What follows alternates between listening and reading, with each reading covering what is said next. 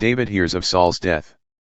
After the death of Saul, when David had returned from striking down the Amalekites, David remained 2 days in Ziklag. And on the third day, behold, a man came from Saul's camp, with his clothes torn and dirt on his head.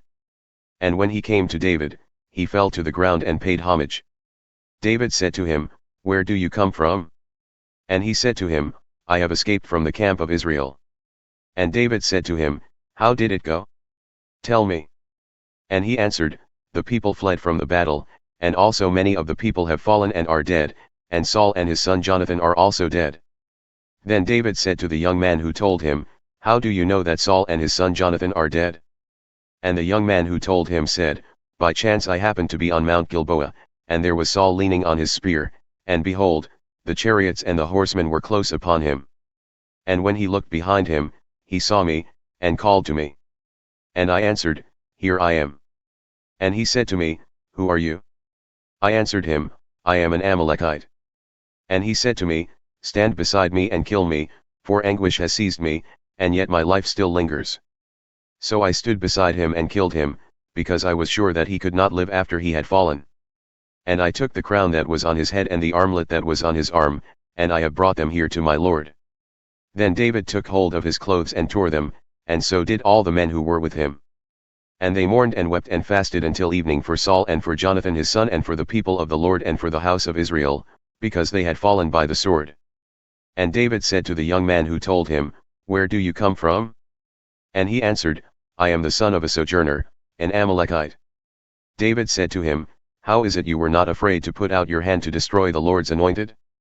Then David called one of the young men and said, Go, execute him. And he struck him down so that he died. And David said to him, Your blood be on your head, for your own mouth has testified against you, saying, I have killed the Lord's anointed. David's lament for Saul and Jonathan. And David lamented with this lamentation over Saul and Jonathan his son. And he said it should be taught to the people of Judah, Behold, it is written in the book of Jasher. He said, Your glory, O Israel, is slain on your high places. How the mighty have fallen.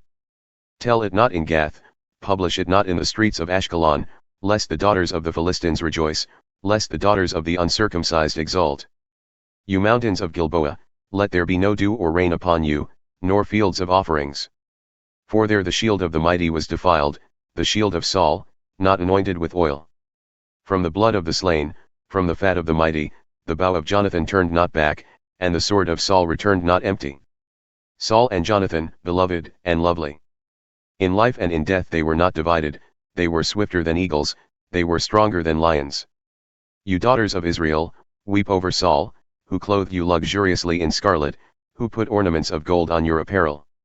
How the mighty have fallen in the midst of the battle. Jonathan lies slain on your high places. I am distressed for you, my brother Jonathan, very pleasant have you been to me, your love to me was extraordinary, surpassing the love of women.